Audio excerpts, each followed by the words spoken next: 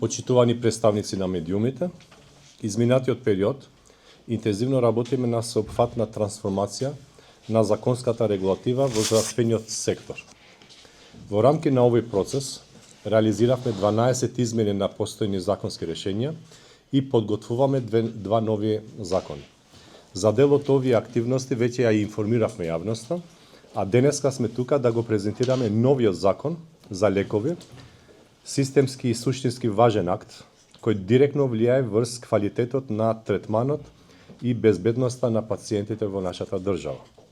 Овој закон представува значаен исчекор кон модернизација на системот за лекување, за системот за лекови во државата и негово усогласување со европските стандарди. Постојниот закон ги регулира сите аспекти поврзани со лековите, од нивното производство и испитување, доставање во промет, контрола, цени и надзор. Но со текот на времето и преку практичната примена се наметна потреба од подлабоко и посеопфатно усогласување со европските законодавни системи од оваа област. Со новиот предлог закон воведуваме современи решења кои ќе овозможуваат поефикасни и побрзи постапки за одобрување и регистрација на нови лекови, скратување на времето за нивна достапност на пазарот, воспоставување систем за следење на снабдувањето и навремено спречување на недостиг на лекови во државата, како и воведување напредни електронски системи за следливост и анализа на потрошувачката. Нашата цел е јасна – да изградиме поквалитетен, побезбеден и поефикасен систем за сите граѓани.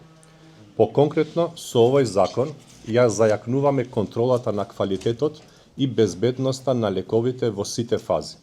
Воведуваме побрзи и поефикасни процедури за обезбедување на нови терапии, го унапредуваме системот за фармаковигиленца во државата и следење на несакани дејства преку воведување на организирано собирање, следење и анализа на безбедносните сигнали од употреба на лековите. Обезбедуваме подобра координација помеѓу Министерството за здравство, Агенцијата за лекови и Фондот за здравствено осигурување преку дигитализација на процесите за интероперабилност меѓу овие институции. Исто така воспоставуваме законска можност за дигитализација на процесите за следење, анализа и управување со лековите. Во делот на клиничките испитувања воведуваме целосна усогласеност со најновата ЕУ регулатива и на начелата на водичот за добра клиничка пракса со кој се постигнуваат повисоки нивоа за заштита на правата, безбедноста и достапноста на испитаниците, како и задолжително мислење од независно тело, етичка комисија, за клинички испитувања пред одобрување на секое испитување во државата. Исто така, дополнително, првпат системски го уредуваме и унапредувањето со фармацевскиот отпад од домаќинствата преку воспоставување на национална мрежа на пунктови за негово собирање. Критериумите за распределбата низ државата на оваа мрежа од пунктови дополнително ќе биде утврдена со подзаконските акти. Ова е само почеток и нов чекор кој има директно значење за заштита на животната средина во нашата држава.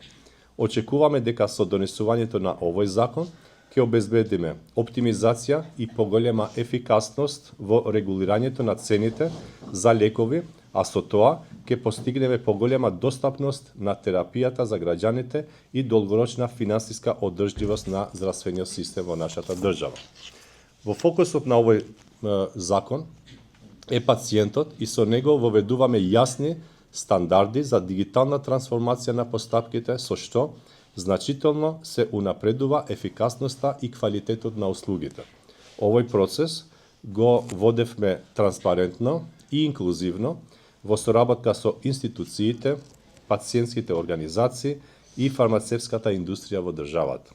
На крајот, дозволете да истакнам дека ова не е само уште еден закон, ова е инвестиција во здравјето на граѓаните, во довербата во системот и во иднината на здравствениот систем во нашата држава. Воедно сакам да информирам и дека предлог законското решение во текот на наредната недела ќе биде достапно за сугестии и забелешки на електронскиот национален регистар на прописи ЕНЕР. Ви благодарам многу на вниманието. После имаме и сесија за прашање и одговори.